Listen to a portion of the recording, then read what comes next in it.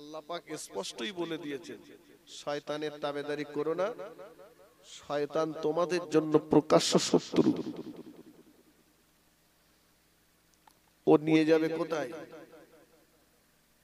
কোথায় নিয়ে যাবে ভাই? জাহান্নামে নিয়ে যাবে।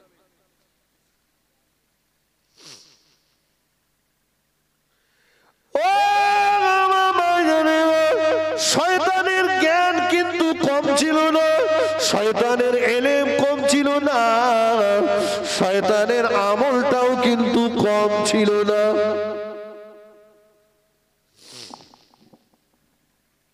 কত জ্ঞান ছিল জানেন?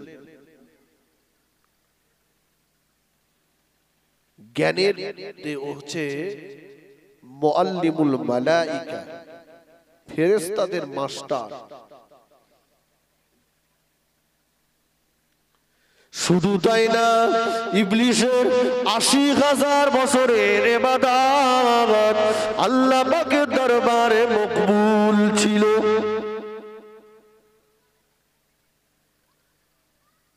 ৮০,০০০ বছরের ইবাদত আল্লাহর কাছে মকবুল ছিল। জ্ঞানে ফেরেশতাদের মাস্টার, আল্লাহ পাকের লানত প্রাপ্ত হয়ে গেল। অনেক বুদ্ধিজীবী আছে দেখবেন গ্রামে, বিশাল বোঝে, বুঝতে পারেননি? বুদ্ধিজীবীর অভাব নেই।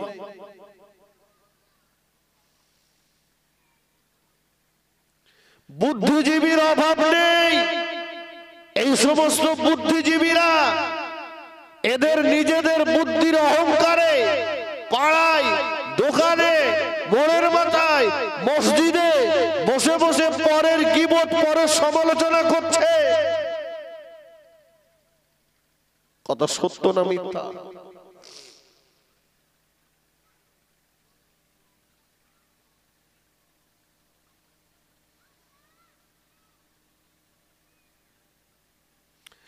ও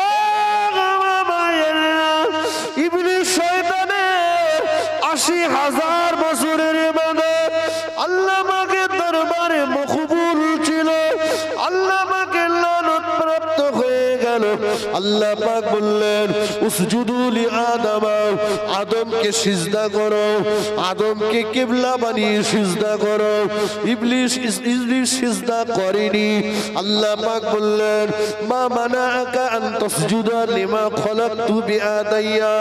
এ ইবলিস, যে আদমকে কিবলা বানিয়ে আমি আল্লাহ সিজদা করতে হুকুম করলাম, তুই সেই আদমকে সিজদা করলি না, কিবলা বানিয়ে কে তোকে বারণ করেছে? ইবলিস বলল, আল্লাহ বারণ আমায় কেউ করেনি, তবে খলাকতানি মিন নারি ও খলাকতাহু মিন তিন, আমি হলাম আগুনের তৈরি আর হলাম মাটির তৈরি। আমার এই জাতীয়তার বড় গর্ব অহংকার আমার ভিতরে বিরাজ করছিল, এজন্য আমি ওকে সিজদা করিনি।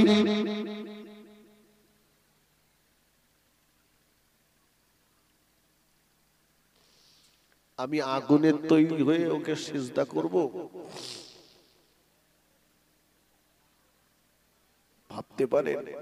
আমি আগুনের তৈরি, আমার গতি উপরের দিকে, আর ও মাটি ওর নিচের দিকে।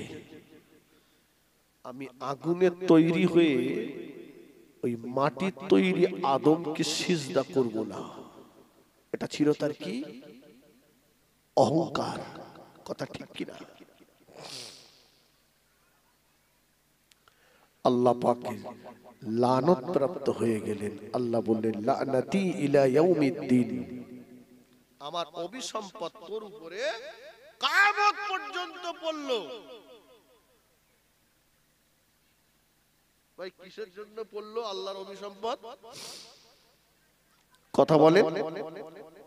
অহংকার করার জন্য, সিজদা না করার জন্য। সিজদাটা তো করিনি অহংকারের জন্য।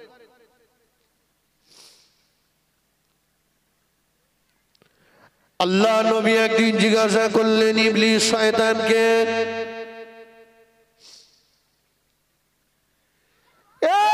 ইবলিস শয়তান, জ্ঞান তো তোর কম ছিল না, জ্ঞানের বদৌলতে ফেরেশতাদের মাস্টার হয়েছিলি, আমল তোর কম ছিল না। ৮০,০০০ বছরের ইবাদত আল্লাহ পাকের দরবারে মকবুল ছিল, কিন্তু তুই কেমন করে আল্লাহ পাকের লানত প্রাপ্ত হয়ে গেলি? তুই শয়তান হয়ে গেলি কেন? কি কারণে তুই লানত প্রাপ্ত হলি? ইবলিস বলল, আয় আল্লাহর নবী, সত্য কথা বলতে কি ৩টি কারণে আমি আল্লাহ পাকের লানত প্রাপ্ত হয়েছি।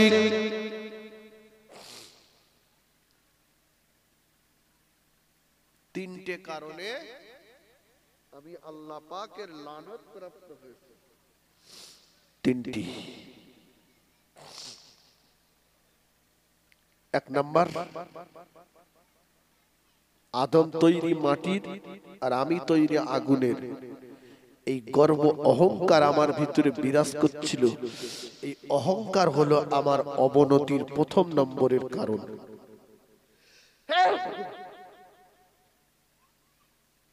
আমার ভাইরা, আজকে সমাজটাকে দেখুন, যাদের টাকা আছে তাদের টাকার অহংকার, যাদের এলেম আছে এলেমের অহংকার।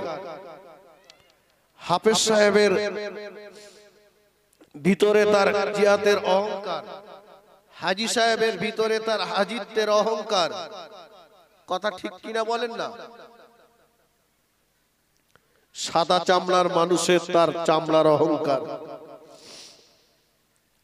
বংশগতভাবে যারা বংশের একটু উঁচু বংশের লোক, তাদের বংশের অহংকার কম বেশি বিরাজ করছে। তাহলে একদিকে অহংকার হলো আল্লাহ পাকের গায়ের চাদর, অহংকার হলো আল্লাহ পাকের গায়ের চাদর। অপরদিকে ইবলিস শয়তানের খসলা। ইবলিস কিন্তু অহংকার করে আল্লাহ পাকের লানত প্রাপ্ত।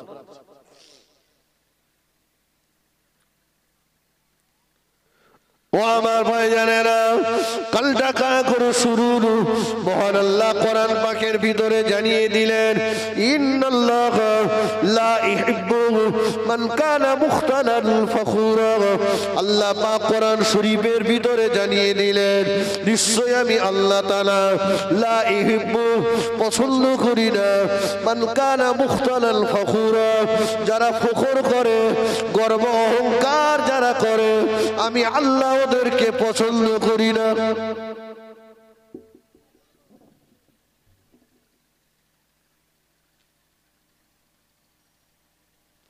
নামাজ পড়া ভালো, কিন্তু নামাজের অহংকারটা ভালো না। রোজা রাখা ভালো, রোজাদারের অহংকারটা গরমটা ভালো না। হজ করা ভালো, হাজী সাহেবের গরমটা ভালো না। গরম কি করে? গরম কি করে? পুড়িয়ে দেয়। কথা ঠিক কিনা বলে? গরম পুড়িয়ে দেয়, সারখার করে দেয়।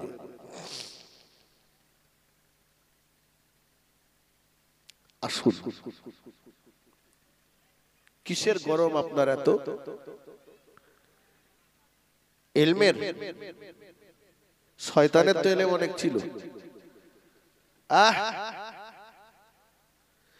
বসিরহাটে আল্লামা রুহুল আমিন রাহমাতুল্লাহ আলাইহি, যিনি হাদিসের হাফেজ ছিলেন, বসিরহাটে আল্লামা রুহুল আমিন রাহমাতুল্লাহ আলাইহি যে কিতাব জীবনে একবার দেখতেন, ওই কিতাব হুজুরকে জীবনে কোনোদিন দুইবার দেখতে হতো না। হুজুর আল্লামা নামের পরে কোন কিছু যখন চিঠি লিখতেন, হুজুর আল্লামা লিখতেন মোহাম্মদ রুহুল আমিন। কথা বুঝেননি? আজকে স্টেজে উঠেই তো সব বড় বড় ডিগ্রি।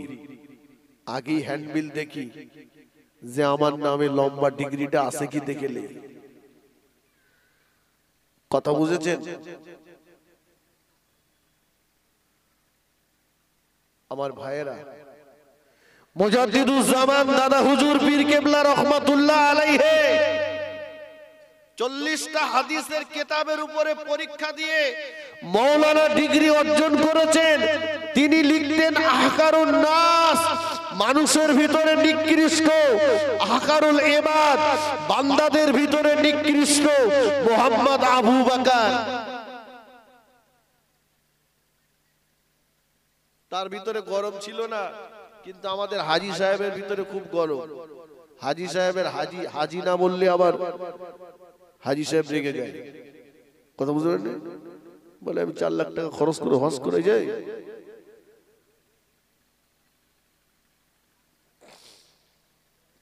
কথা বুঝেছেন?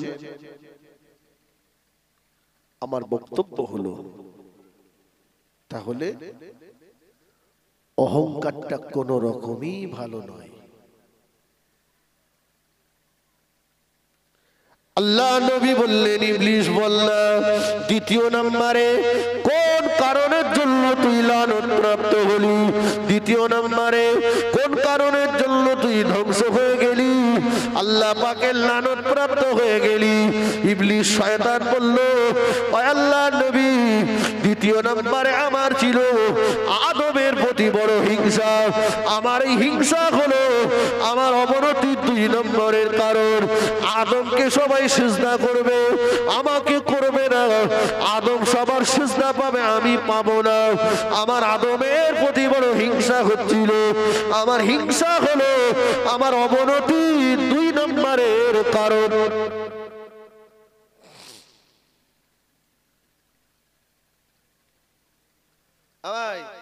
হিংসা আছে, ছেয়ে গেছে। হুজুরির মধ্যে আছে, খেজুরির মধ্যে আছে, নামাজির মধ্যে আছে, রোজাদারের মধ্যে রয়েছে, হাজী সাহেবের মধ্যে আছে।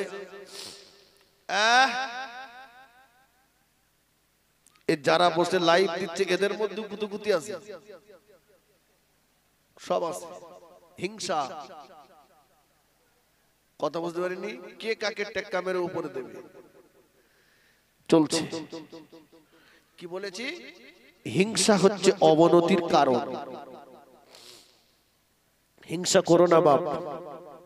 রাসূলুল্লাহ বলেছেন, একটা শুকনো কাঠ যেমন পাহাড়, একটা ক্ষুদ্র আগুন যেমন পাহাড় সমান শুকনো কাঠকে মুহূর্তের ভিতরে ধ্বংস করে দিতে পারে, পুড়িয়ে দিতে পারে। যদি একটা ক্ষুদ্র আগুন পাহাড় সমান কাঠ পুড়িয়ে ছারখার করে দিতে পারে, তোমার ভিতরে যদি হাজার হাজার বছরের আমল ইবাদত থাকে, আর ছোট্ট সরিষা পরিমাণ যদি হিংসা তোমার অন্তরে থাকে, এই হিংসার আগুন তোমার জীবনের আমল ইবাদত গুলো জ্বালিয়ে পুড়িয়ে ছারখার করে দেবে। বাবা, হিংসা করে কাউকে কোনোদিন আটকানো যাবে কি বাপ? একটু কথা বলেন, যাবে? ক্ষণিকের জন্য হ্যারাস করা যায়, কিন্তু হিংসাকারীর কখনো জয় হয় না।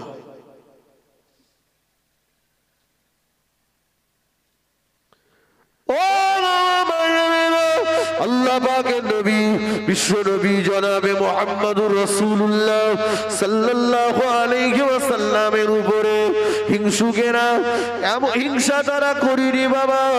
হিংসুকেরা তারা প্রতিটা ধাপে ধাপে আমার রাসূলুল্লাহর উপরে হিংসা করেছে। আমার রাসূল যে আল্লাহর নবী, রাসূল যে আল্লাহ পাকের হাবিব, এটা কিন্তু আবু জাহাল জানতো। কিন্তু না না না, মুহাম্মদকে নবী বলে মেনে নিতে হবে, মুহাম্মাদের গোলামি আমায় করতে হবে, আমি চাচা হয়ে ভাইপোর গোলামি করব, এটা কখনোই সম্ভবপর হবে না। এই হিংসাটা সারাটা জীবন আবু জাহাল চালিয়ে গিয়েছিল, কিন্তু আবু জাহালের উন্নতি হয়নি। আমার রাসূলুল্লাহ যত ওদের হিংসার ফাঁদে পা দিয়েছেন, ততই তো আমার আল্লাহ আমার নবীর শান শওকত মর্যাদাকে আমার আল্লাহ বাড়িয়ে দিয়েছেন। বলুন সুবহানাল্লাহ। কথা ঠিক কি না বলে? প্রত্যেকটা পদে পদে ওরা হিংসা করে আমার রাসূলকে দমিয়ে দেওয়ার, ইসলামকে কোন ঠেসা চেষ্টা চালিয়েছে। মাইকম্যান ভাই মাইকের কাছে আসেন। আমার ভাইয়েরা, কিন্তু ওরা হিংসা করে কখনো কখনো বলেছে, মোহাম্মদ এতদিন তো আটি পুঁতে চারা হয়েছে, তুমি কি শ্বাস পুঁতে চারা বার করতে পারবে? আল্লাহ রাসূল বললেন, আমি তো পারি না, গাছ দেওয়ার মালিক হলেন আমার আল্লাহ। জোরে বলুন সুবহানাল্লাহ। রাসূলুল্লাহ শ্বাসটা আল্লাহর জমিনে পুঁতে দিলেন, গাছ হলো, তার থেকে খেজুরও হলো। আটিবিহীন খেজুর আজও হাজী সাহেবরা নিয়ে আসেন, ঠিক কিনা? জি, কথা বুঝেছেন? আটিবিহীন খেজুর নিয়ে আসে, আমরা খাই। তাহলে ওরা হিংসা করে বলেছে রাসূলকে, ওরা যদি আমার রাসূলুল্লাহর পিছনে এত না লাগতো, তাহলে রাসূলের শান শওকত মান মর্যাদা এত বেশি বেশি প্রকাশ পেত না। ওরা যত আমার রাসূলুল্লাহর পিছনে লেগেছে, যত আমার রাসূলুল্লাহকে ছোট করার চেষ্টা করেছে, তত আল্লাহ নবীর শান, নবীর মান মর্যাদা আমার আল্লাহ তত বেশি বাড়িয়ে দিয়েছে। জোরে বলুন সুবহানাল্লাহ। দেখেছেন? যত লেগেছে, কখনো বলেছে কুস্তি করতে হবে, কখনো বলেছে আকাশের চাঁদটাকে দুভাগ করতে হবে।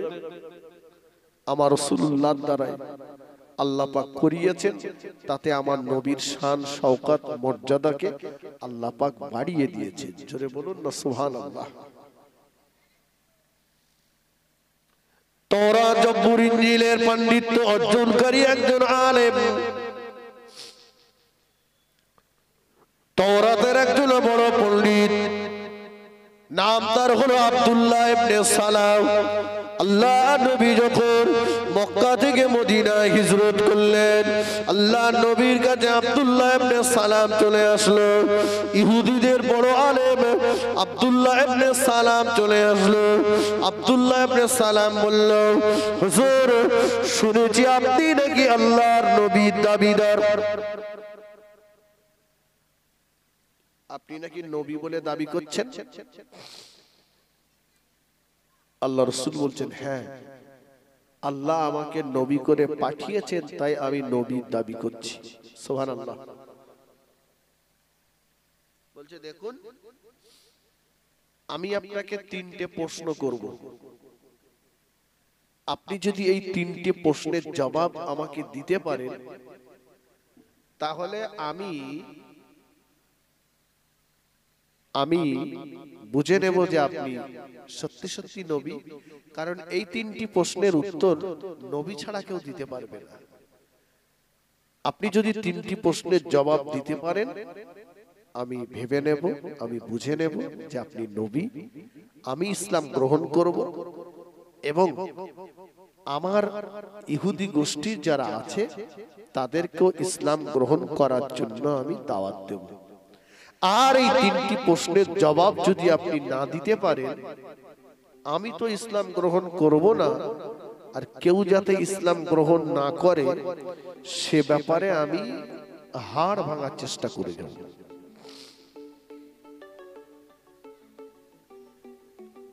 আল্লাহ রাসূল বললেন, ও আব্দুল্লাহ ইবনে সালাম, বলো তোমার প্রশ্ন কি?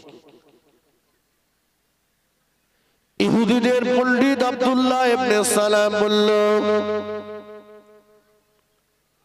ও মুহাম্মদ সাল্লাল্লাহু আলাইহি ওয়াসাল্লাম, আমার প্রথম নম্বরের প্রশ্ন হলো, আপনি কি বলতে পারবেন কিয়ামতের এমন একটি লক্ষণের কথা যেদিন মানুষ বুঝতে পারবে আজকেরই প্রকৃত পক্ষে কিয়ামত?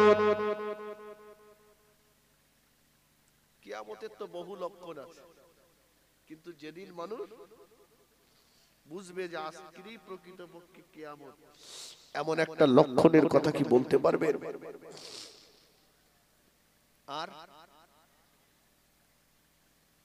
এই মাইকম্যানকে ডেকে দাও না, আব্দুল্লাহ ইবনে সালাম বলল, গো মুহাম্মদ সাল্লাল্লাহু আলাইহি ওয়াসাল্লাম, আমার দ্বিতীয় নম্বরে প্রশ্ন হলো, আপনি কি বলতে পারবেন সন্তান যখন মায়ের গর্ভে আসে, সন্তান কখন তার আব্বা কিংবা আব্বার বংশের কারো রূপ ধারণ করে, আর সন্তান কখন তার আম্মা কিংবা আম্মার বংশের কারো কোন রূপ ধারণ করে?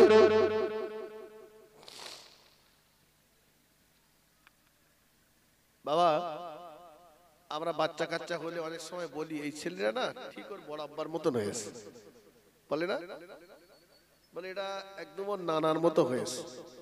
কেউ বলছে একদম ওর খালা, আমার ছোট খালার মতো হয়েছে।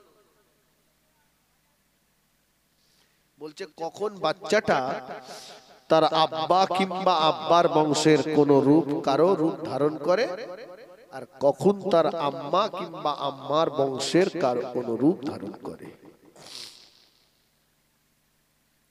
আর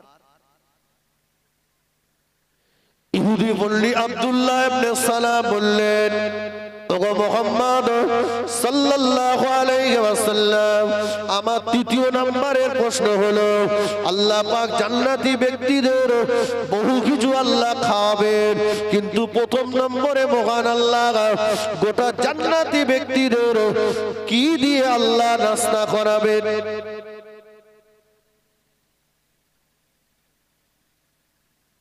আল্লাহ পাক জান্নাতীদের তো সবকিছু খাওয়াবেন, কিন্তু জান্নাতি ব্যক্তিদের আল্লাহ প্রথমে কি দিয়ে নাস্তা করাবে? আল্লাহর নবী প্রশ্নটা শুনবার পরে আব্দুল্লাহ ইবনে সালামকে বললেন, ওগো আব্দুল্লাহ ইবনে সালাম, ও আব্দুল্লাহ ইবনে সালাম, তুমি আমাকে যে প্রশ্ন করেছো, এই তিনটি প্রশ্নের জবাব একটু আগে আল্লাহর ফেরেশতা জিবরাইল আমিন আলাইহিস সালাম এসে আমি রাসূলুল্লাহ আমাকে জানিয়ে দিয়ে গেছেন। বলুন সুবহানাল্লাহ।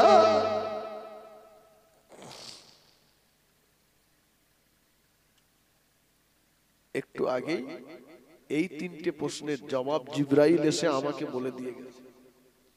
বলছে ভালো জিনিস, যদি বলে দিয়ে যায় তাহলে আপনি বলেন।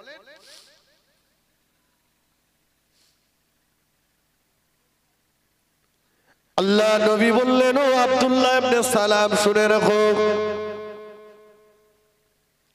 কিয়ামত যেদিন হবে গোটা পৃথিবীটা সমতল হয়ে যাবে, পাহাড়গুলো তুলোর মতো উঠতে থাকবে। শুনে রাখো, ওদিক থেকে একটা বিরাট কুণ্ড এমনি করে ধাওয়া করে চলে আসবে। মানুষেরা সব পূর্ব দিকে ছুটতে থাকবে, মানুষেরা ভয়ে পূর্ব দিকে সব ছুটতে থাকবে। কেউ বলবে এটা প্রাকৃতিক দুর্যোগ, কেউ বা বলবে না আজকেরই প্রকৃত পক্ষে কিয়ামত। ও আব্দুল্লাহ ইবনে সালাম, কিয়ামতটা হবে শাম দেশে। শাম দেশ হলো পশ্চিম দিকে। ওরা যখন পূর্ব দিকে ছুটতে থাকবে, পূর্ব আকাশ জুড়ে একটা অগ্নিকুণ্ড, একটা আগুনের গোলা ওই ছুটন্ত মানুষগুলোকে তাড়িয়ে নিয়ে আসবে। ওরা আগুনের গোলার দিক থেকে মুখটা ঘুরিয়ে নিয়ে পশ্চিম দিকে ছুটতে থাকবে। ওরা ছুটে ছুটে ছুটে ছুটে ছুটে এসে শাম দেশে যখন পৌঁছে যাবে, তখনই কিয়ামত শুরু হয়ে যাবে। এটা হলো কিয়ামতের একটা লক্ষণ। আজকে মানুষ বুঝতে পারবে প্রকৃত পক্ষে কিয়ামত। আব্দুল্লাহ ইবনে সালাম বলল, ওগো মুহাম্মদ, তোমার প্রথম নম্বরের উত্তরটা ঠিক হয়েছে। একটু জোরে বলুন সুবহানাল্লাহ।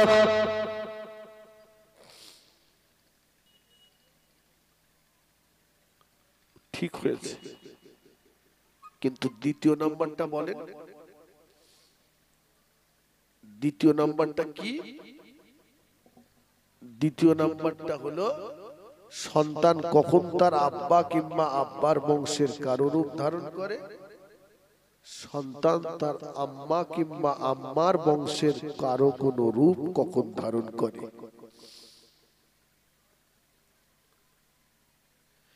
আল্লাহ নবী বললেন, আব্দুল্লাহ ইবনে সালাম, ও আব্দুল্লাহ ইবনে সময় স্বামীর বীর্য যদি আগে স্থগিত হয়ে যায়, সন্তান তার আব্বা কিংবা আব্বার বংশের কারো রূপ ধারণ করে। আর যদি স্ত্রীর বীর্য আগে স্থগিত হয়, তাহলে সন্তান তার আম্মা কিংবা আম্মার বংশের কারো রূপ ধারণ করে। আব্দুল্লাহ ইবনে সালাম বললেন, ওগো মুহাম্মদ সাল্লাল্লাহু আলাইহি ওয়াসাল্লাম, আপনার দ্বিতীয় জবাবটাও ঠিক হয়েছে। একটু জোরে বলুন সুবহানাল্লাহ। আল্লাহ নবী বললেন, ও আব্দুল্লাহ ইবনে সালাম, তোমার তৃতীয় জবাবটা শুনে নাও। তৃতীয় নম্বরে তুমি আমাকে প্রশ্ন করেছিলে আল্লাহ পাক জান্নাতি ব্যক্তিদের বহু কিছু আমার আল্লাহ খাওয়াবেন, কিন্তু প্রথম নম্বরে জান্নাতি ব্যক্তিদের মহান আল্লাহ কি দিয়ে নাস্তা করাবেন?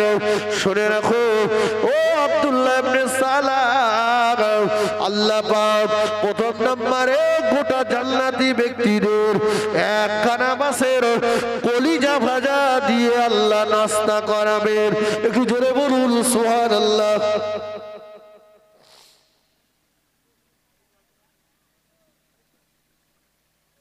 একটা মাছের কলিজা ভাজা দিয়ে নাস্তা করাবে, মানে ছোটখাটো মাছ বাবা। আব্দুল্লাহ ইবনে সালাম রাসূলুল্লাহ যখন তিনটি প্রশ্নের জবাব দিয়ে দিলেন, সঙ্গে সঙ্গে বললেন, আর দেরি নয়, ইয়া রাসূলুল্লাহ, আমি সাক্ষ্য প্রদান করছি আশহাদু আল্লা ইলাহা ইল্লাল্লাহু ওয়াহদাহু লা শারীকা লাহু ওয়া আশহাদু আন্না মুহাম্মাদান আবদুহু ওয়া রাসূলুহু। জোরে বলেন, আমি কলেমা পড়ে নিলাম হুজুর, তবে আমি আমার গোষ্ঠীর লোকজনদেরকে একদিন আপনার কাছে ডেকে নিয়ে আসব। খুব ভালো করে শোনেন কথাটা। জি, আমি আমার লোকজনদেরকে, আমার গোষ্ঠীর, আমার বংশের লোকজনদেরকে, ভাই মাইক্রোফোনটা একটু বাড়ান, আমার শরীরটা ভালো না। জি, একদিন ডেকে নিয়ে আসব। ওদেরকে আপনি জিজ্ঞাসা করবেন যে আমি আব্দুল্লাহ ইবনে সালাম কেমন মানুষ। ওরা যদি আমাকে ভালো বলে যে আব্দুল্লাহ ইবনে সালাম ভালো, তাহলে আপনি ওদেরকে বলবেন, তোমরা যাকে ভালো বলছো, তোমাদের সেই ভালো বলা মানুষটা তো কলেমা পড়েছে, তাহলে তোমরা একটু কলেমা পড়ো। কথা বুঝেননি? ঠিক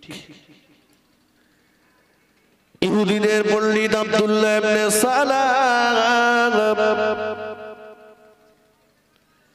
একদিন তার পরিবারস্থ লোকদেরকে নিয়ে, তার ওই গোষ্ঠীর লোকজনদেরকে নিয়ে আল্লাহ নবী দরবারে হাজির হয়ে গেলেন। ওদেরকে আমার রাসূলুল্লাহর দরবারে বসিয়ে দিয়ে আব্দুল্লাহ ইবনে সালাম একটু আড়াল হলেন, পিছন দিকে চলে গেলেন। আল্লাহ নবী জিজ্ঞাসা করলেন,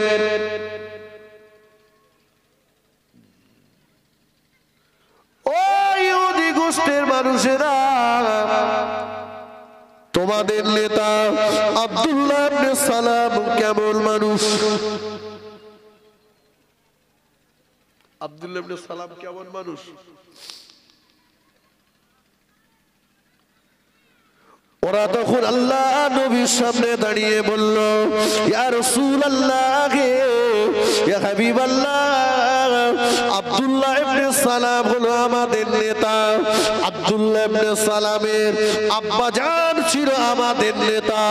আব্দুল্লাহ ইবনে সালামের মতো ভালো মানুষ গোটা মদিনার জমিনে আর দ্বিতীয় হবে বলে মনে হয় না। আব্দুল্লাহ ইবনে সালাম এত ভালো মানুষ, উনি আমাদের নেতা, ওনার আব্বাও ছিলেন আমাদের নেতা। ওরা যখন এত ভালো বলল, আল্লাহ নবী বললেন, ও ইহুদি গোষ্ঠী মানুষেরা, তোমাদের সার্টিফিকেট দেওয়া আব্দুল্লাহ ইবনে সালাম, আমি রাসূলুল্লাহ, আমার হাতে কলেমা পড়ে মুসলমান হয়ে গেছে। তোমরাও কলেমা পড়ে মুসলমান হয়ে যাও।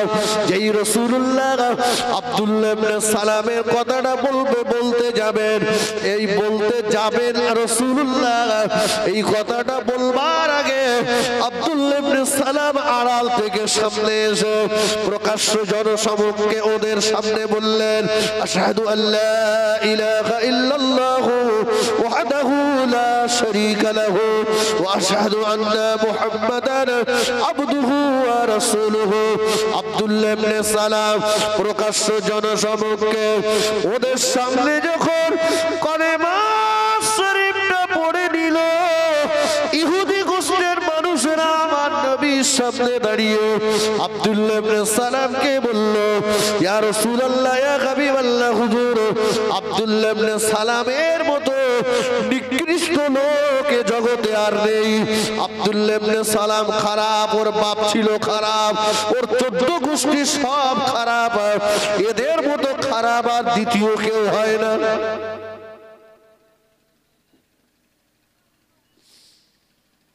আমার কথা কিছু বোঝা গেছে?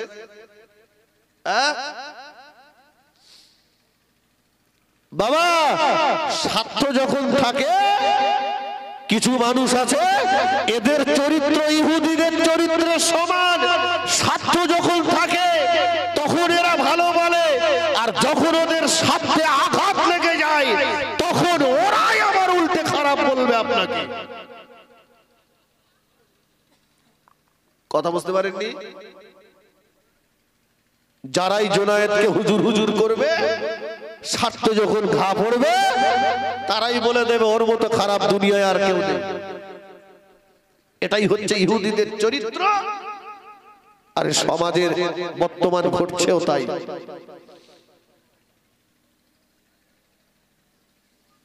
কি বলেছি?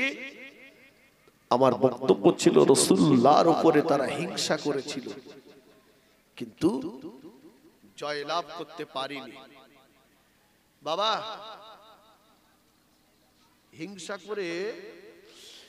হিংসা করে আল্লাহর নবী ইউসুফ আলাইহিস সালামের ভাইয়েরা ইউসুফ নবীকে কুয়ায় ফেলে মেরে দেওয়ার চক্রান্ত করেছিল, তাই না? ইউসুফ নবী কত সুন্দর। আল্লাহ নবী বিবি আমাদের আম্মা আজান হযরত আয়েশা সিদ্দিকা রাদিয়াল্লাহু তাআলা আনহা আম্মা জান বলেছিলেন, ও মিশরের মেয়েরা, আল্লাহ নবীর বিবি বললেন, মদিনার মেয়েরা, মিশরের মেয়েরা নবী ইউসুফ আলাইহিস সালামকে দেখে লেবু কাটতে যে তারা তাদের হাত কেটে ফেলেছিল, হাতের আঙুল কেটে ফেলেছিল।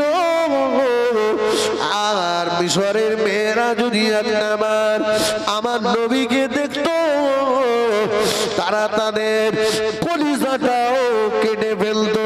জোরে বলুন সুবহানাল্লাহ।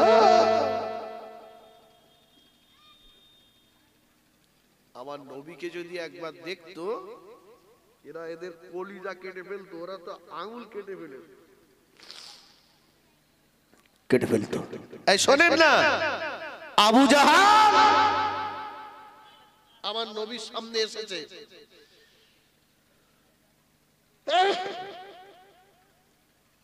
আমার নবীর সামনে এসে আমার রাসূলুল্লাহকে বলছে, মুহাম্মদ, তোমার মুখটা কুৎসিত, কদাকার, পিছরি, কালো। আল্লাহ রাসূল বললেন, আবু জাহাল কে যে ঠিক বলেছে। হযরত আবু বকর সিদ্দিক রাদিয়াল্লাহু আনহু এসে বলছেন, ইয়া রাসূলুল্লাহ, আপনার মুখের দিকে তাকালে যেন মনে হচ্ছে আসমানের চাঁদ আপনার কাছে হার মেনে যায়। সুবহানাল্লাহ বলেন। আল্লাহ রাসূল বললেন, আবু বকর, তুমি ঠিক বলেছো। এ ভাই, মামার জয় হলো না? বুঝতে পারেননি? আবু জেহেল বলছে বিশ্রী কালো কুৎসিত কদাকার। রাসূল বললেন ঠিক বলেছো। আবার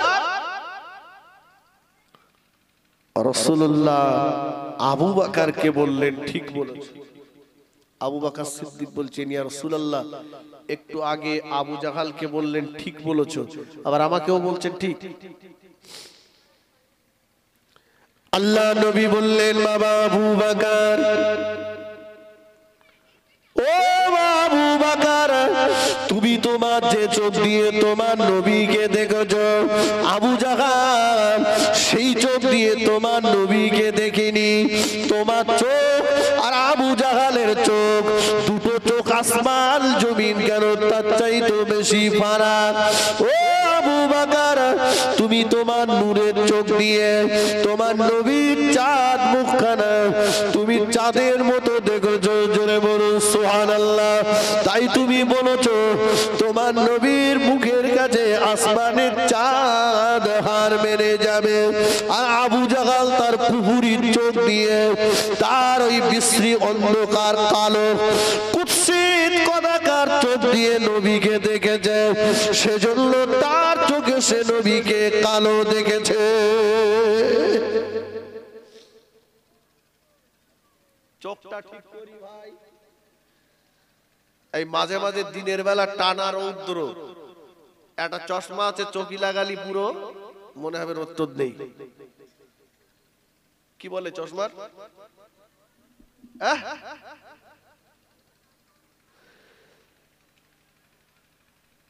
চেঞ্জারটা ঠিক করে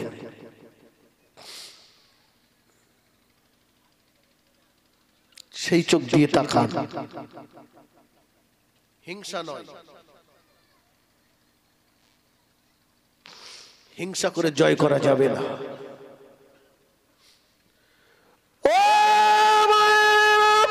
আল্লাহ পাকের নবী হযরত ইউসুফ আলাইহিস সালাম স্বপ্ন দেখলেন, আব্বা জানকে বললেন আব্বা জান আমি স্বপ্ন যোগে দেখলাম আকাশের চন্দ্র সূর্য কোটি নক্ষত্র আমি ইউসুফ আমাকে যেন সিজদা করছে।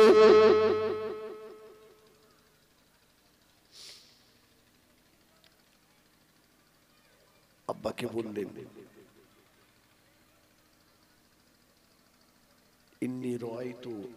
ইন্নী রাআইতু আহাদা আশারা কাওকাবা ওয়াশ শামসা ওয়াল কমারা রাআইতুহুম লি সাজিদিন।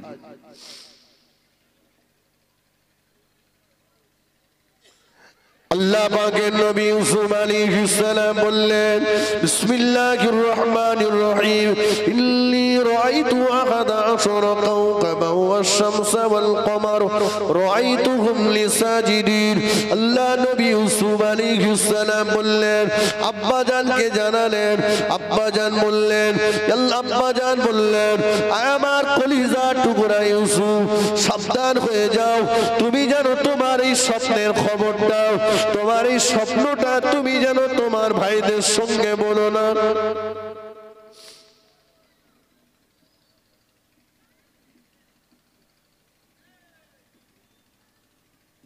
ভাইদেরকে বলো না। নবী ইউসুফ আলাইহিস সালামকে আব্বা নবী ইয়াকুব আলাইহিস সালাম বড় মোহাব্বত করতেন, ভালোবাসতেন। এরা দেখলো মোহাব্বত কেড়ে নিতে হবে। ভাই মানুষ যাকে ভালোবাসবে, মানুষ যাকে মোহাব্বত করবে, এ মোহাব্বত তো আল্লাহর দেওয়া মোহাব্বত, এ ভালোবাসা তো আল্লাহর দেওয়া ভালোবাসা। কথা ঠিক কিনা বলেন? আল্লাহ মানুষের অন্তরে ঝুঁকিয়ে দিয়েছে। আপনি আমি কি সেই ভালোবাসা কেড়ে নিতে পারবো কি? কথা বলেন না, সেই ভালোবাসা কেড়ে নিতে পারবো না।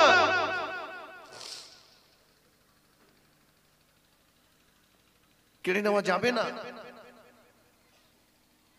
এরা ভাইয়েরা কি করলো যে আব্বার কাছ থেকে বলে কয়ে ইউসুফকে নিয়ে ছাগল চড়ানোর নাম করে নিয়ে যাব, নিয়ে কুয়ায় যেয়ে ফেলে দেব। আল্লাহ যাকে বাঁচাবেন তাকে মারার অধিকার কারোর আছে? আছে বাপ? কখনোই নেই। আল্লাহ যাকে তুলবেন, আল্লাহ যাকে তুলবে তুমি তাকে নামাতে পারবে না।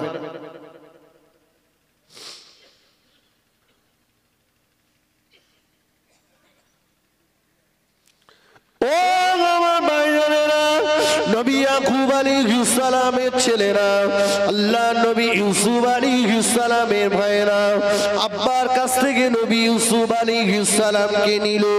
ইউসুফ আলাইহিস সালামকে তারা মিথ্যা কথা বলে নিয়ে ওই জঙ্গলের কুয়াতে যে নবী ইউসুফ আলাইহিস সালামকে কুয়ার ভিতরে তারা ফেলে দিল। আল্লাহ পাক রব্বুল আলামিন ফেরেশতা জিবরাইল আমিনকে বললেন, জিবরাইল চলে যাও, চলে যাও। ও আমার ফেরেশতা জিবরাইল চলে যাও, আমার ইউসুফের নামটা আমি আল্লাহ আমার নবুয়তের দপ্তরে লেখা আছে। জোরে বলুন সুবহানাল্লাহ। ও জিবরাইল চলে যাও, বড় একটা পাথরের চাই নিয়ে ওই পাথরটা খুবের ভিতরে ফেলে দাও। আর ওরা যখন আমার নবী ইউসুফকে ফেলে দেবে, ও জিবরাইল তুমি যে ইউসুফ নবীর হাতটাকে ধরে ওই পাথরের উপরে দাঁড় করিয়ে দেবে, ইউসুফের সাহসটা যা আছে আরো 3 গুণ সাহসকে বাড়িয়ে দাও। বলুন সুবহানাল্লাহ।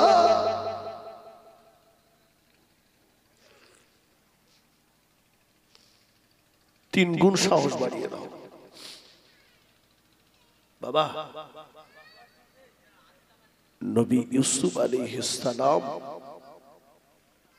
হাতটা ধরে ফেরেশতা জিবরাইল ওই পাথরের উপরে দাঁড় করিয়ে দিলেন। ওরা যাকে জানে মেরে দেওয়ার জন্য কুয়ায় ফেললো, আল্লাহ পাক তাকে নিয়ে মিশরের খাদ্যমন্ত্রী বানিয়ে দিলেন। জোরে বলুন না সুবহানাল্লাহ। আল্লাহ পাক তাকে কি করলেন বাবা? মিশরের খাদ্যমন্ত্রী বানালেন। আর এরা যে খাবার নেওয়ার জন্য তার দ্বারস্থ হলো। আল্লাহ আমিরকে ফকির বানাতে পারেন, ফকিরকে আমির বানাতে পারেন। কথা ঠিক কিনা বলেন?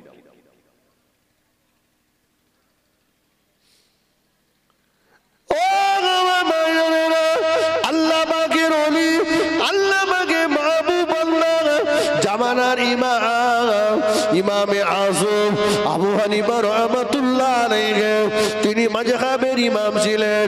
মাযহাবের বড় ইমাম ইমামে আযম আবু হানিফা রাহমাতুল্লাহ আলাইহি হযরত ওমর বিন সামিত ইমামে আযমকে হিংসা করে ঠকানোর চেষ্টা, ইমামে আযমকে অপমান করার চেষ্টা, ইমামে আযমকে ছোট করার ষড়যন্ত্র তৎকালীন জামানার এক শ্রেণীর আলেম সহ তৎকালীন জামানার এক শ্রেণীর হিংসুকের দলেরা করে গিয়েছে বাবা।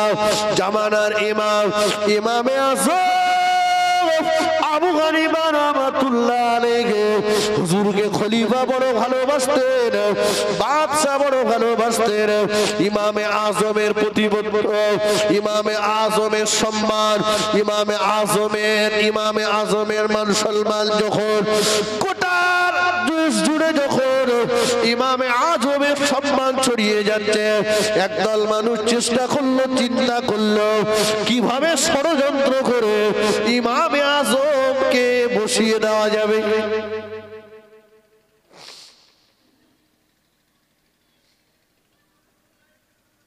প্রথমত ওরা কিছু কিছু প্রশ্ন করে করে দেখেছে। প্রশ্ন ইমামে আযমের কাছে এসে বলছে, হুজুর একটা লোক নামাজ পড়েছে, রুকু সিজদা করেনি, ওই লোকটা কি ইমানদার বলা যাবে? আমার কথা বুঝতে পারছেন? নামাজে রুকু সিজদা করতে হবে না? হবে না? নামাজ পড়েছে, রুকু সিজদা করেনি, ইমানদার হবে কি? ইমামে আযম বললেন ইমানদার। বলছে হুজুর একটা লোক আল্লাহ পাকের রহমত থেকে ছুটে পালায়, ওই লোকটা কি ঈমানদার? ইমামে আজম বললেন হ্যাঁ ঈমানদার।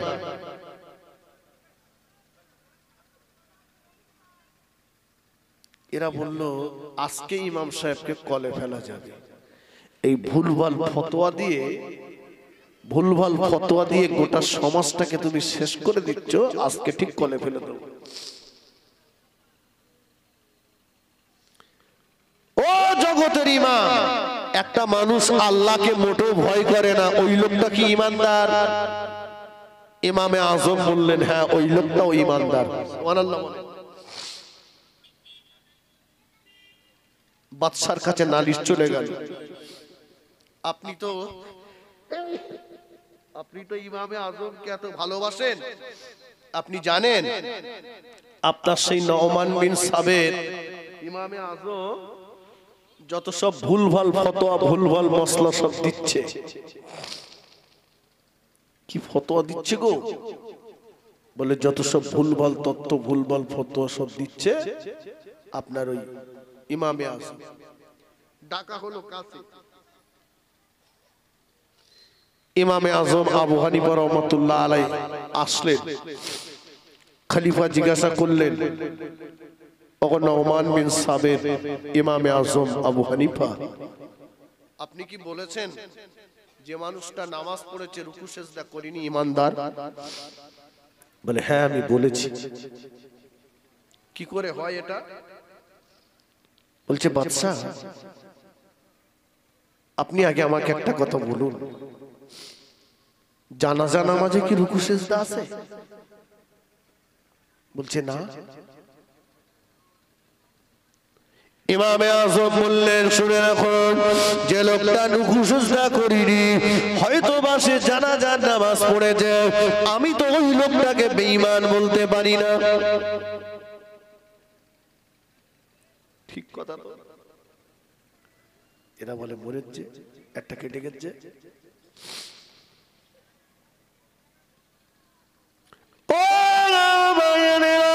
ওরা বললো নওমান বিন সাবের, ও ইমামে আজম, এটা নাই হলো, কিন্তু যে মানুষটা আল্লাহ পাকের রহমত থেকে ছুটে ছুটে পালায় ওই মানুষটা কেমন করে ঈমানদার হয়? ইমামে আজম বললেন, ও বাদশা জাহাপানা, আসমান থেকে যে বৃষ্টি বর্ষণ হয়, আসমান থেকে যে পানি বর্ষণ হয়, এই পানিটা তো আল্লাহ পাকের রহমতের পানি। পানি হয় রহমতের পানি না? এখন ভাই পৌষ মাসে কনকনে ঠান্ডায় একটা লোক বাড়ির থেকে বার হয়েছে রাস্তায়, আর পানি জোরে, ও লোকটা পানিতে ভেজবে না, ছুটে একটা যে কোনো আশ্রয়স্থলে যাবে, ছুটে আশ্রয়স্থলে যাবে। কথা ঠিক কিনা? ইমামে আজম বললেন, হুজুর পানিটা তো আল্লাহ পাকের রহমতের পানি, কিন্তু ওই ব্যক্তিটা তো আল্লাহ পাকের রহমত থেকে ছুটে ছুটে পালাচ্ছে। আমি ইমামে আজম, আমি কি ওই মানুষটাকে বেঈমান বলতে পারি? ঠিকই না। এরা বলে আজকে হবে না। আমরা মনে করলাম আজকের ইমামে আজমকে ঠকাবো।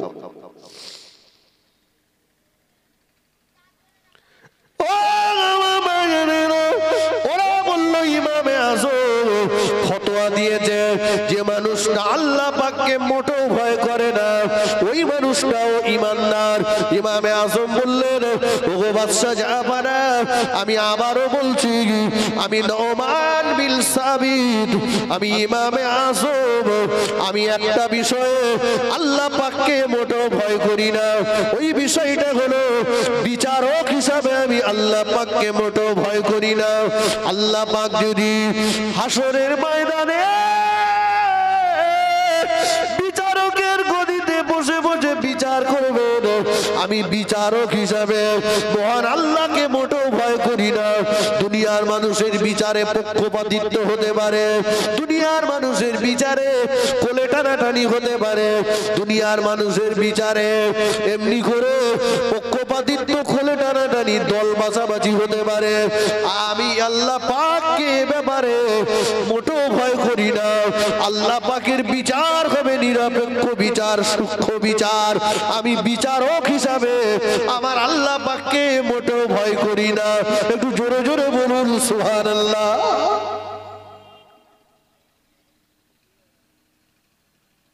কি গো বাবা, তাহলে আজকে ঠকানো গেল কি?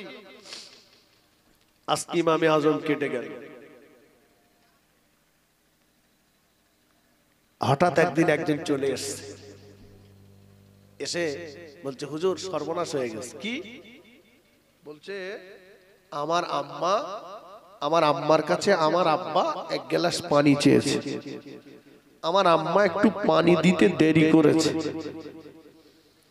তো আমার আব্বা বলেছে ও পানি তো আমি খাবো না, পানি যদি তুই খাস তো 3 তালাক। কি বলেছে? পানি যদি তুই খাস 3 তালাক, যদি ফেলে দিস 3 তালাক, যদি রেখে দিস 3 তালাক। ব্রেন ঢুকেছে?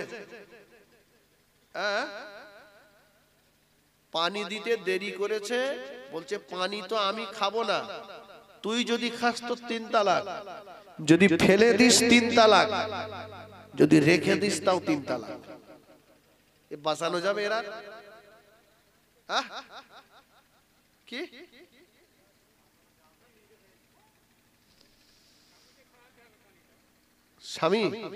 স্বামী তো বলেছে আমি খাবো না, আমি খাবো না, আমি তো খাবো না, তুই খালিও তো 3 তালাক, রেখে দিলি 3 তালাক, ফেলে দিলি 3 তালাক।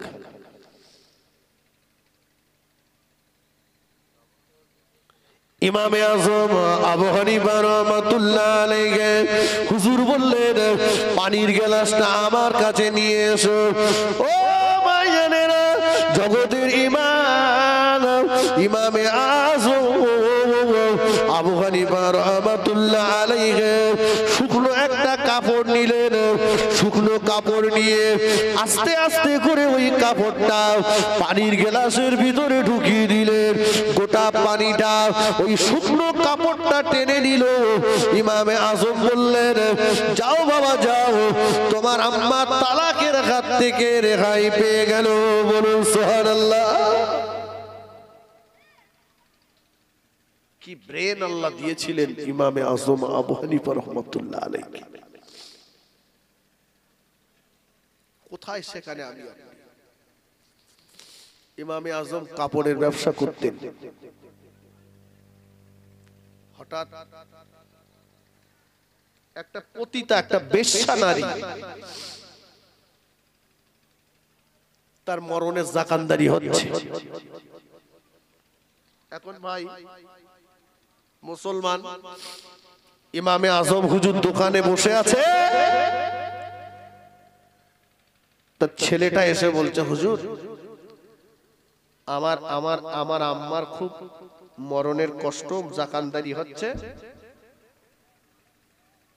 আমার আম্মা একটু আপনার মুখের কলেমার তালকিন শুনতে চাই।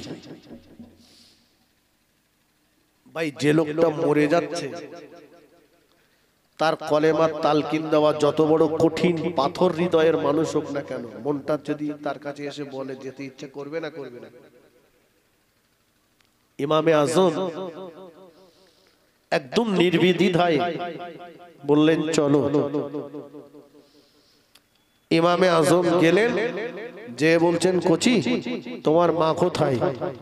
বলছে মা ঘরের ভিতরে। ওই ঘরে ইমামে আজম হুজুর যেই ঘরের ভিতরে ঢুকে গেলেন, এই মুনাফিকের দলেরা বাইরে থেকে শিকলটা তুলে দিল, আর ওই মহিলাটা নিজের গায়ের কাপড় চোপড় খুলে চিৎকার করতে লাগলো, বলছে দেখো জগতের ইমাম ইমামে আজম আমার সঙ্গে নোংরামি করছে। এই শুনছেন কিছু?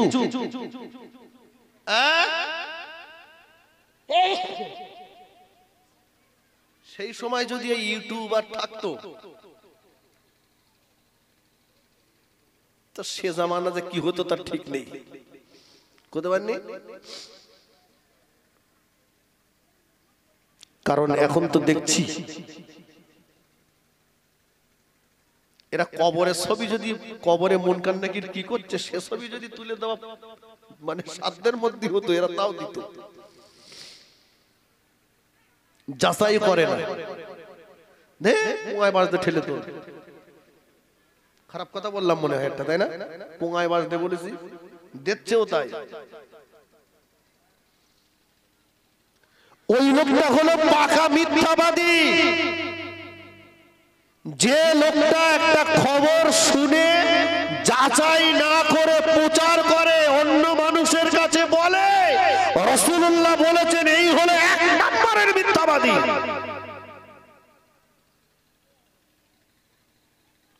আরে তুই বাজারে গেছিস গরু কিনবি, এখন এড়ে গরু কিনবে না বকনা গরু কিনবে? এড়ে বকনা বোঝেন তো? এখন দালাল ও এড়ে গরুরই বকনা বলে বিক্রি করেছে। এখন এ ওই গরু কিনে এনে বাড়ি এসে বালতি নিয়ে যাচ্ছে এড়ে গরু দুধ দেবে। ভাই ও বাটে যদি হাত দেয়, লাতি কি আর ছোট করে খাবে? লাতি খেয়ে ওর দাঁত মুখ সব হয়ে যাবে। তো তুই লেস তুলে একবার দেখ, বাজারে যখন বলেছে এড়ে না বকনা, এখন তো দালালে ছেয়ে গেছে। তুই একবার দেখ লেস তুলে এড়ে না বকনা, তুই এড়ে বকনা না দেখেই তুই বাড়ি কিনে আনলি আর বালতি নিয়ে যাচ্ছিস দুধ দুবি বলে।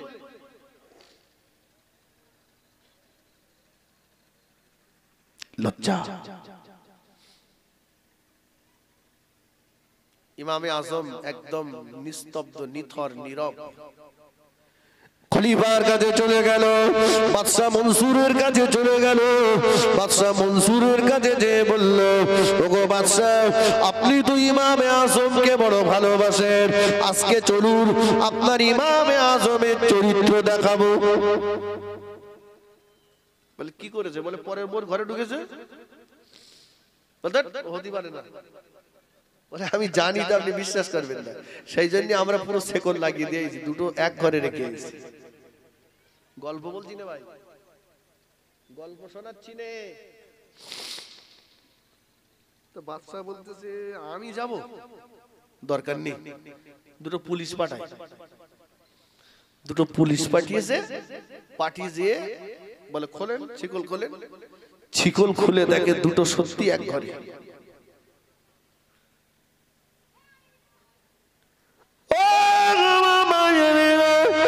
ইমামে আজম আবু হানিফা রাহমাতুল্লাহ আলাইহি হুজুরকে জেলখানার ভিতরে আটক করা হলো।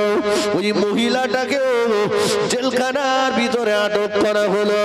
ইমামে আজম আবু হানিফা রাহমাতুল্লাহ আলাইহি জেলখানার ভিতরে তিনি বাকায়দা 5 ওয়াক্ত নামাজ পড়েন। ইমামে আজম জেলখানার ভিতরে কোরআন শরীফ তেলাওয়াত করেন। আল্লাহ পাকের দরবারে দুটো হাত তুলে রোনাজারি করে, দুটো হাত তুলে কাঁদেন, আল্লাহ ও রব্বুল আলামিন, আল্লাহ পাক, আমি নোমান বিল সাবেক, আমি ইমামে আজম আমার মান সম্মান নষ্ট করলে, আমার সম্মান ক্ষতি হলে, আপনি যদি আমার প্রতি খুশি হয়ে যান, আপনি যদি আমার প্রতি রাজি হয়ে যান, আল্লাহ আমি নোমান বিল সাবেক 1000 বার আমি বেইজ্জতি হতে রাজি আছি। আর আপনি যদি খুশি না হন, আল্লাহ আমি নোমান বিল সাবেক, আমি ইমামে আজম আমার সম্মান কিভাবে বাঁচবে, এ দায়িত্ব আমি আপনার কুদরতি হাতের উপরে তুলে দিলাম। জোরে বলুন সুবহানাল্লাহ।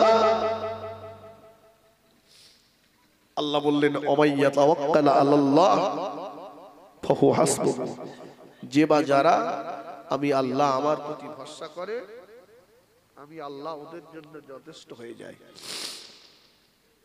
ভাই ইমামে আজমের বিচার হবে, হুজুরির বিচার মানে তো বিরাট ব্যাপার, বুঝতে পারেননি? ও চেন টেনে দে এক ঠ্যাং তুলে কুত্তার মতো করে মারে, তাতে দোষ নেই, পেশাব করে। আর হুজুর যদি একটু হেঁটে হালকা করে পেশাব করেছে, বলে ওই দেখ আঙ্গা হুজুরির কাণ্ড দেখ। ইমাম সাহেব, এখন ইমামে আজমের বিচার হবে, মানুষ হই হই করে সব চল ইমামের বিচার দেখবো। ইমাম বাবা, পৃথিবীতে সবচাইতে মাইনে কম ইমাম সাহেবের, আর ডিউটি বেশি ইমাম সাহেবের, ঠিক কিনা বলে? আল্লাহু আকবার। রাত 12টার সময় এই শীতের কাঁথা ছেড়েও দরজায় গিয়ে টান মারতেছে, হুজুর আমার কে কচি কানতেছে, একটুখান চলো। এখন হুজুর কোন হালতে আছে তার দেখার দরকার নেই, ও যেতেই হবে। যদি না যায়, কাল সকালবেলা দুটো দল, এক দল বলবে ইমামতি চলবে না, আর এক দল, কথা ঠিক কিনা বলে? পাক্কা সুদখোর, হাইব্রিড হারামখোর, ওই মসজিদের ইমাম সাহেবের খাওয়া ঠিক করছে। বলে ইমাম কোথায় খেয়েছ দেখদিন, নিজে বলে হাইব্রিড হারামখোর। আর এখন বর্তমানে মসজিদ মাদ্রাসা কমিটির মেম্বার যারা হচ্ছে ভাই, যাদের টাকা আছে তারাই বেশি কমিটি হচ্ছে, আর বেশিরভাগ এই হারামখোর গুলোই সেই দলে যোগ। 10টা কমিটি মেম্বার যদি থাকে তা 8টা হারামখোর। সত্য না মিথ্যা? এরাই দায়িত্ব পেয়েছে, পাচ্ছে এরা দায়িত্ব, সবাই হই হই করছে চল আজকে ইমামে আজমের বিচার দেখতে যাব। বাবা, ইমামে আজমের বিচার হবে কালকে, আজ থেকেই হই হই রই রই। এখন আজকে রাত্রেবেলা ইমামে আজম আবু হানিফা রহমাতুল্লাহ আলাইহি হুজুর নামাজের পাটিতে বসে যে কাঁদছেন, বাবাজি ইমামে আজমের কান্নায় আল্লাহ পাকের দয়া, ওই মহিলাটার মন পরিবর্তন হয়ে গেল। আমি এইরকম একটা মানুষের নামে অপবাদ দিলাম। পাশাপাশি দুটো জেল, ঠিক পাশাপাশি যে ওই জেলের বেড়াটা ধরে বলছেন, আমার কথাটা একটু শুনবেন, আপনি আল্লাহ পাকের একজন মহান মানুষ, বান্দা, ওলি বান্দা। আমাকে না ওরা পয়সা দিয়েছিল, আমি পয়সার লোভে ওদের কাছ থেকে টাকা নিয়ে আপনার নামে একটা অপবাদ দিয়েছি। আপনার মতো মানুষের নামে আমার অপবাদ দেওয়া ঠিক হয়নি, তা আমার খুব ভুল হয়ে গেছে, আপনি আল্লাহর রাস্তায় আমাকে ক্ষমা করে দেন। এখন আপনি বলুন, কালকে তো বিচার হবে, আপনার জন্য আমার কি করতে হবে, কি বলতে হবে? আপনি যেটা বলতে বলবেন। আপনি যদি বলেন এই কথাটাই আমাকে ওখানে যেয়ে বলতে হবে, আমি বলবো যে আমি টাকার বিনিময়ে ইমামে আজমের মতো একটা স্বচ্ছ মানুষের গায়ে দাগ দিয়েছি। ইমামে আজম হুজুর বলছেন, যে টাকা ওরা দিয়েছিল সে টাকা কি তোমার কাছে আছে? বলে আছে। বলে শোনো, ওরা যখন আমাকে নিয়ে এত খেলেছে, আমি একটু ওদেরকে নিয়ে হালকা করে খেলবো। কি করতে হবে? ইমামে আজম আবু হানিফা রাহমাতুল্লাহ আলাইহি বললেন, শুনুন, আপনি যদি চান আপনি চলে যান, ওই দারোয়ানের কাছে চলে যান, জেল দারোয়ানের কাছে যে জেল দারোয়ানকে যে বলুন আপনি আমার এই পয়সাগুলো রাখুন, আর আমাকে একটুখানি বাইরে যাওয়ার অনুমতি দিন, আমি অল্প সময়ের ভিতরে আবার আমি ঢুকে চলে আসবো, আবার আমি ভিতরে চলে আসবো। আর চলে যদি আমি না আসি, এতে যা পয়সা আছে আপনার জীবন চলে যাবে, এই পয়সা খেয়ে অসুবিধা হবে না, একটু অনুমতি আমায় দেন, আমি একটু বাইরে যাব। ইমামে আজম আবু হানিফা বললেন, ওই পয়সাটা ওই দারোয়ানকে দিয়ে আপনি একটু বাহির হয়ে যান, চলে যান আমার বাড়িতে, আমার স্ত্রী উম্মে হাম্মাদ, ইমামে আজম হুজুরের স্ত্রীর নাম হলো উম্মে হাম্মাদ, উম্মে হাম্মাদের কাছে চলে যান। উম্মে হাম্মাদকে যে আপনি যে বোরকাটা পরে আছেন, এই বোরকাটা উম্মে হাম্মাদকে দিয়ে দেন, আর উম্মে হাম্মাদকে সব কথাগুলো বলে উম্মে হাম্মাদকে জেলখানার ভিতরে দারোয়ানের কাছ থেকে পয়সাটা নিয়ে চলে আসতে বলেন। তারপরে দেখা যাবে আগামীকাল কি হবে।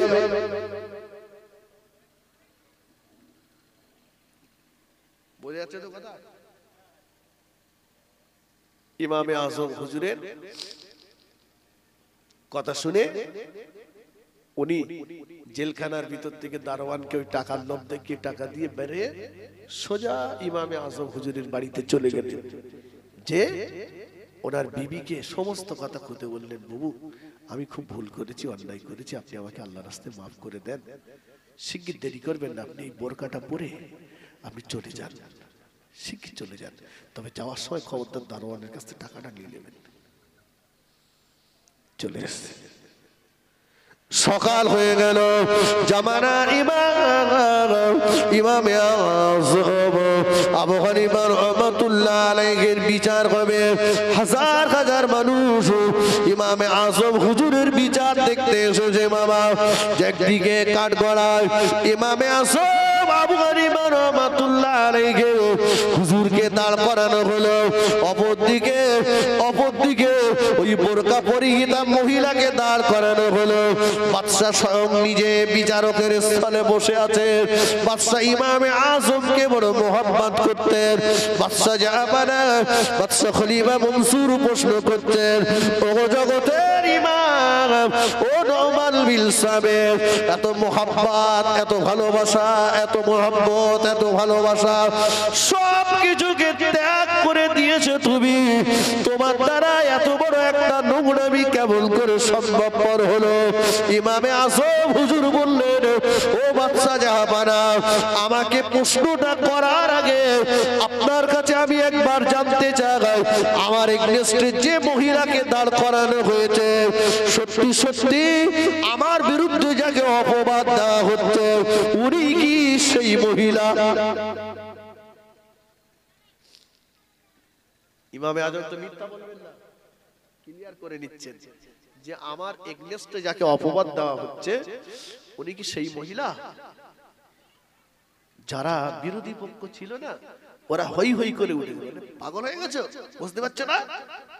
একই জেলখানায় আটকে রাখা হলো, এক জায়গা থেকে ধরে নিয়ে আসা হলো, অবশ্যই ইমামে আযম আবু হানিফা রাহমাতুল্লাহ আলাইহি গম্ভীর স্বরে বললেন, গম্ভীর স্বরে জবাব দিলেন, ও বাদশা জাহাপানা, ওটা যদি সেই মহিলা হয়, আমি ইমামে আযম আবু হানিফা বলছি, আমি যা করেছি ঠিক করেছি, সুযোগ পেলে আমি আবার করব, বলুন সুবহানাল্লাহ। বাদশা বলে মাথা খারাপ হয়ে গেছে, নোংরা কাজ করে বলতে যা করেছি ঠিক করেছি আবার করব? বলে তোমার কি মাথার ডিফেক্ট হলো নাকি?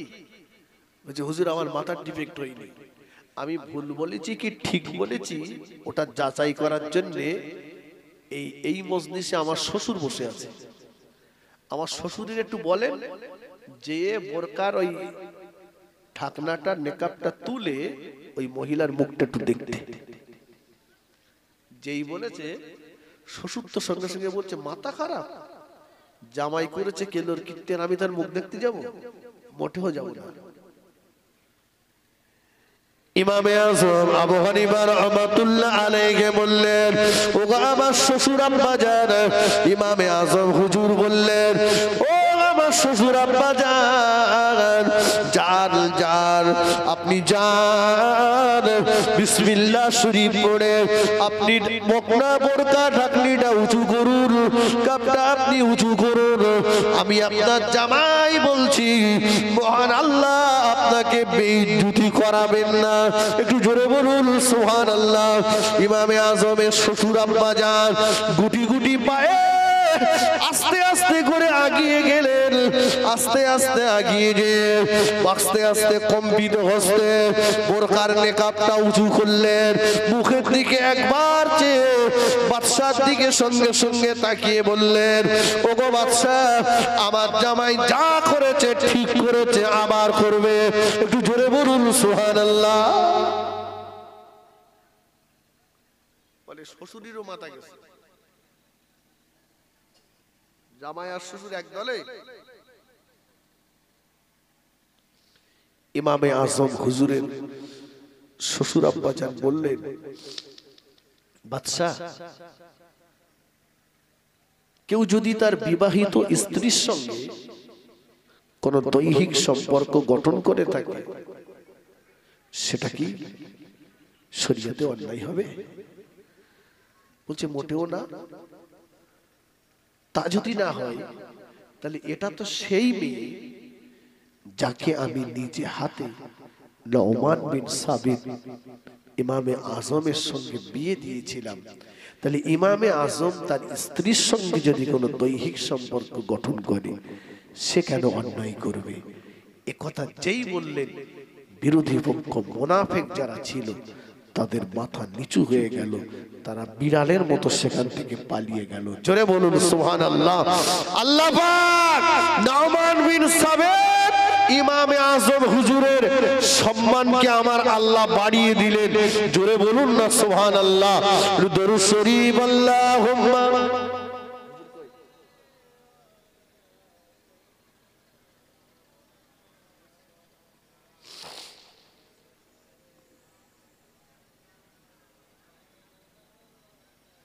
একটু মহব্বত করে পড়েন আল্লাহুম্মা সাল্লি আলা।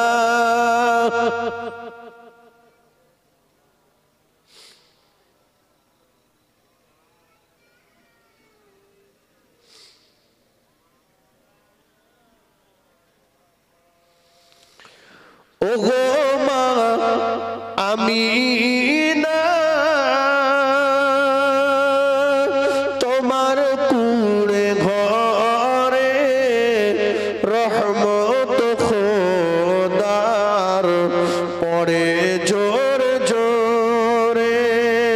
আল্লাহুম্মা।